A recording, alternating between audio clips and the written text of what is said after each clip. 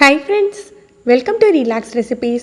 இன்னைக்கு ஒரு 16 பேர்லேருந்து 18 பேர் சாப்பிட்ற மாதிரி பாரம்பரியமான முறையில் மட்டன் பிரியாணி எப்படி பண்ணுறதுன்னு தான் பார்க்க போகிறோம். இது நான் ஈத் அன்னைக்கு செய்த பிரியாணி தான். தேவையான பொருட்கள் எல்லாமே எடுத்து வச்சுருக்கேன். இன்றைக்கி நம்ம 2 கிலோ பாஸ்மதி அரிசியும் 2.25 கிலோ அளவுக்கு மட்டனும் சேர்த்து செய்ய போகிறோம். ஒரு 100 ml நெய் சேர்த்துக்கலாம். இதோட ரிஃபைண்ட் ஆயில் ஒரு 300 ml சேர்த்துக்கலாம்.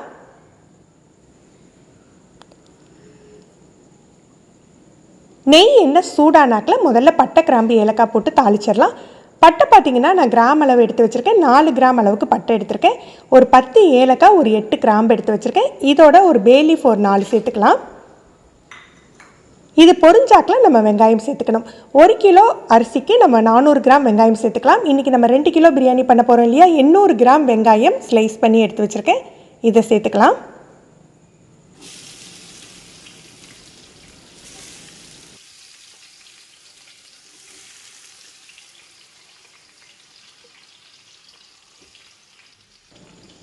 ஒரு 7 பச்சை மிளகாய், நல்ல நீளமாக இருந்தது, காரமும் இருந்ததுனால 7 பச்சை மிளகாய் சேர்த்துருக்கேன். நீங்கள் காரம் கம்மியாக இருக்குது, சின்ன சின்னதாக இருந்தால் ஒரு 10 கூட சேர்த்துக்கலாம். பச்சை மிளகாவோட காரத்தை பொறுத்து நம்ம மிளகாய்த்தூள் காரம் கம்மி பண்ணிக்கலாம். வெங்காயம் நல்ல பொன்முறுவலாக வதங்கி வரட்டும். ரொம்பவும் டார்க் கலர் ஆகிட வேண்டாம், நல்ல ஒரு கோல்டன் கலர் வரட்டும்.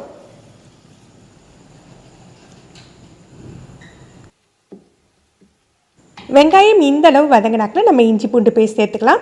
இஞ்சி பூண்டு பார்த்திங்கன்னா நான் 200 கிராம் இஞ்சியும் 100 கிராம் அளவுக்கு பூண்டு வச்சு அரைச்சி எடுத்திருக்கேன். வழக்கமாக நம்ம இஞ்சி பூண்டு ஈக்குவலாக வச்சு அரைச்சா கூட பிரியாணிக்கு வந்து இஞ்சியோட அளவு தான் ஜாஸ்தியாக இருக்கணும். இஞ்சி பூண்டு பேஸ்ட் நெய்யில் நல்ல நெய் எண்ணெயில் நல்லா வதங்கி வரணும். அப்போ தான் உங்களுக்கு பிரியாணியில் நல்ல ஒரு வாசம் கிடைக்கும். இப்போ மல்லி புதினா சேர்த்துக்கலாம். 2 கைப்பிடி அளவுக்கு மல்லி சேர்த்துக்கிட்டிங்கன்னா 1 கைப்பிடி அளவுக்கு புதினா சேர்த்துக்கலாம்.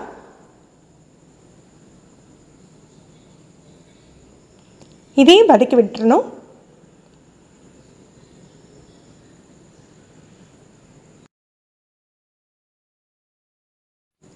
மிளகாய்த்தூள் பார்த்தீங்கன்னா நான் காரமான மிளகாய்த்தூள் தான் எடுத்துருக்கேன். ஒரு 1.5 டேபிள் ஸ்பூன் இப்போ சேர்த்துக்கிறேன். அப்புறமா நம்ம ரைஸ் சேர்க்கறதுக்கு முன்னால் காரம் பார்த்துட்டு சேர்த்துக்கலாம். நீங்கள் காஷ்மீரி சில்லி பவுடர் சேர்த்துக்கிட்டிங்கன்னா கொஞ்சம் ஜாஸ்தியாக சேர்த்துக்கலாம். அதில் காரம் கொஞ்சம் கம்மியாக இருக்கும். உங்களுக்கு நேச்சுரலாகவே ஒரு நல்ல ஒரு கலர் கொடுக்கும். நம்ம வெங்காயம் வதங்கினாக்கிலே மிளகாய்த்தூள் சேர்த்துட்டா பிரியாணிக்கு ஃபுட் கலரே தேவையில்லைங்க, நல்ல ஒரு கலர் கிடைக்கும். 1 டேபிள் ஸ்பூன் அளவுக்கு உப்பு சேர்த்துருக்கேன். தயிர் பார்த்திங்கன்னா உங்களுக்கு வந்து நான் புளிப்பு இல்லாத தயிர், அதனால் 400 ml சேர்த்துருக்கேன்.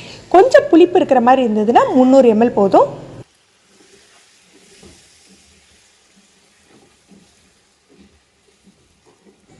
தயிர் சேர்த்து நல்லா மிக்ஸ் பண்ணிவிட்டு நம்ம தக்காளி சேர்த்துக்க போகிறோம். தக்காளியோட அளவு பார்த்திங்கன்னா 600 கிராம் அளவுக்கு தக்காளி சேர்த்துக்கலாம். 1 கிலோவுக்கு 300 கிராம் கனெக்ட் பண்ணி நான் 2 கிலோவுக்கு 600 கிராம் சேர்த்துருக்கேன். தக்காளி சேர்த்துட்டு லேசாக மிக்ஸ் பண்ணி விட்டுட்டு மூடி போட்டு ஒரு 5 நிமிஷம் குறைஞ்சி தீயில் வச்சிடலாம். தக்காளி நல்லா மசிஞ்சு வரட்டும்.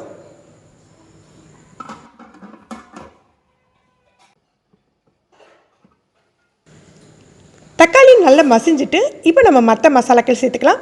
பிரியாணி மசாலா பார்த்திங்கன்னா பட்டை கிராம்பு ஏலக்காய் மட்டும்தான் சேர்த்து வச்சுருக்கேன். பிரியாணி மசாலா தான் நான் யூஸ் பண்ணுறேன். 1 டேபிள் ஸ்பூன் பிரியாணி மசாலா நம்ம இப்போ சேர்த்துடலாம்.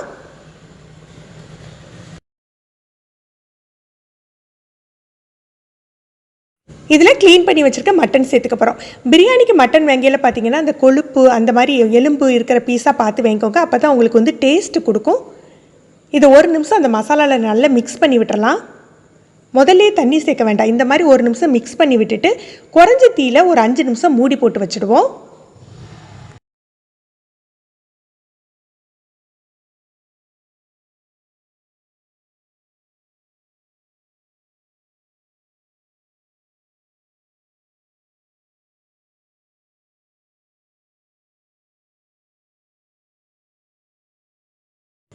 இப்போ தண்ணி சேர்த்துக்கலாம். இன்றைக்கி நம்ம ட்ரெடிஷ்னல் மெத்தடில் தான் பண்ண போகிறோம். அதனால் நம்ம வந்து சேர்த்து போட்டு பண்ணுற பிரியாணி தான். அந்த மட்டன் குக்காகி அந்த மட்டனில் இருக்கிற தண்ணியிலேயே தான் நம்ம அரிசியை சேர்த்து வேக வைப்போம். நான் 4 கப் அளவுக்கு தண்ணி சேர்த்துருக்கேன் 2 கிலோ மட்டனுக்கு. அதாவது மட்டன் நல்லா முங்கி வேகணும். நீங்கள் பாத்திரத்துலேயே மட்டன் வச்சு வேக வைக்க போகிறீங்க அப்படின்னா குறைஞ்ச தீயில் ஒரு 25 நிமிஷத்துலேருந்து அரை மணி நேரம் கூட ஆகும். நீங்கள் ப்ரெஷர் குக் பண்ணிக்கிறீங்க அப்படின்னா லோ டு மீடியம் ஃப்ளேமில் ஒரு 12 நிமிஷம் வேக வச்சுக்கோங்க. நீங்கள் விசில் வைக்கிறதா இருந்தால் வழக்கமாக வைக்கிற விசிலை விட ஒரு விசில் கம்மியாக வச்சுக்கணும். மட்டன் நல்லா வெந்துட்டு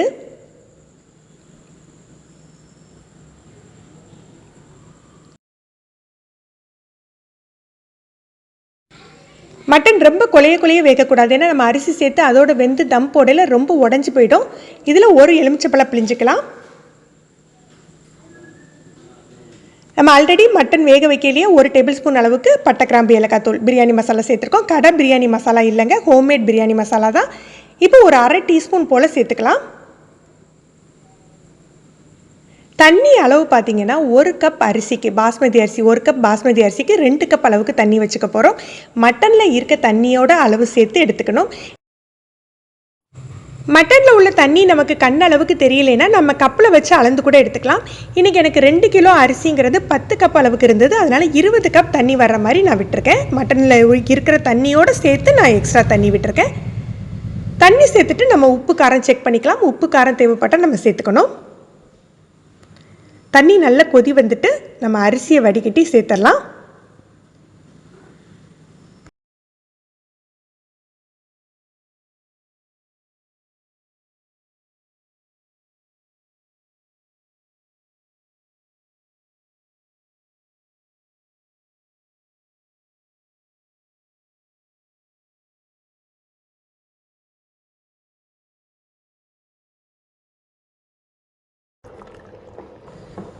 நடுவில் எடுத்து கிளறி விடுறதா இருந்தால் லைட்டாக கிளறி விடணுங்க. ரொம்ப கிளறினா அரிசி உடஞ்சிடும் நமக்கு. எப்போதுமே பாஸ்மதி அரிசி ஊற வைக்கல, நீங்கள் கழுவிட்டே ஊற வைங்க. ஊறின பிறகும் நம்ம ரொம்ப கழுவுனோன்னா அதுவும் உடஞ்சி போயிடும். அரிசிக்கு ஒரு லேயர் மேலே தண்ணி இருக்குது. 3/4 பதம் அரிசி வெந்துட்டுருக்கு. இந்த ஸ்டேஜில் நம்ம தம் போடலாம்.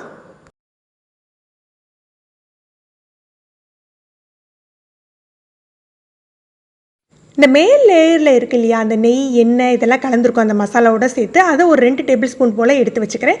இது எதுக்கு அப்படின்னா, நம்ம தம் போடையில் மேலே இதை ஊற்றிக்கிட்டிங்க அப்படின்னா ஒரு நல்ல ஒரு ஃப்ளேவரும் இருக்கும். நேச்சுரலாகவே அந்த பிரியாணிக்கு ஒரு கலர் கொடுத்துரும். நம்ம ஃபுட் கலர் சேர்க்காமையே ஒரு கலர் கிடச்சிடும். இப்போ இதை ஒரு தோசைக்கல் மேலே குறைஞ்ச தீயில் தம் போட்டுக்க போகிறோம்.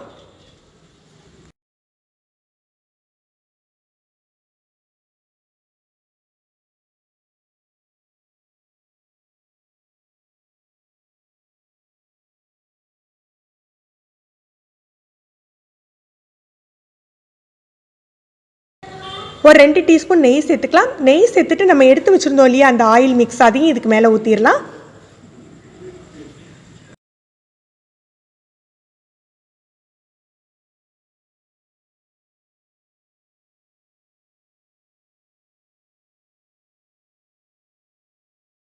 மூடி கொஞ்சம் டைட்டாக இருக்காது அப்படிங்கிறதுனால நான் ஃபாயில் பேப்பர் போட்டிருக்கேன். ஃபாயில் பேப்பர் போட்டு மூடி வச்சு மேலே ஒரு வெயிட் வச்சுக்க போகிறேன்.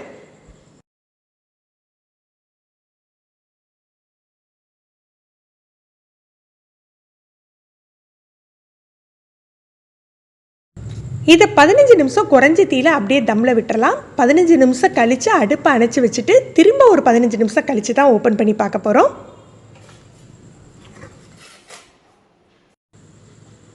பாருங்கள், பார்க்கையிலேயே தெரியும் உங்களுக்கு கலர் எல்லாமே உங்களுக்கு பர்ஃபெக்டாக வந்திருக்கும். நீங்கள் இதுக்கு ஃபுட் கலர் சேர்க்க வேண்டாம், எக்ஸ்ட்ரா எதுவும் ஃப்ளேவரிங்க்கு சேர்க்க வேண்டாம். ஃப்ரெண்ட்ஸ், நீங்களும் இந்த ரெசிபி ட்ரை பண்ணி பாருங்கள். இந்த வீடியோ எப்படி இருந்ததுன்னு கமெண்ட் பண்ணுங்கள். இந்த வீடியோ உங்களுக்கு பிடிச்சிருந்ததுன்னா லைக் பண்ணி ஷேர் பண்ணுங்கள். நீங்கள் நம்ம சேனலுக்கு புதுசு ஃபஸ்ட் டைம் ரிலாக்ஸ் ரெசிபிஸ் பார்க்குறீங்கன்னா மறக்காமல் சப்ஸ்கிரைப் பண்ணிக்கோங்க. கீழே இருக்க பெல் பட்டனில் நீங்கள் ஆல்ங்கிற ஆப்ஷன் செலக்ட் பண்ணி வச்சுக்கிட்டிங்கன்னா நம்ம சேனலில் வீடியோக்கள் போட்ட உடனே உங்களுக்கு நோட்டிஃபிகேஷன் கிடைக்கும். தேங்க்யூ.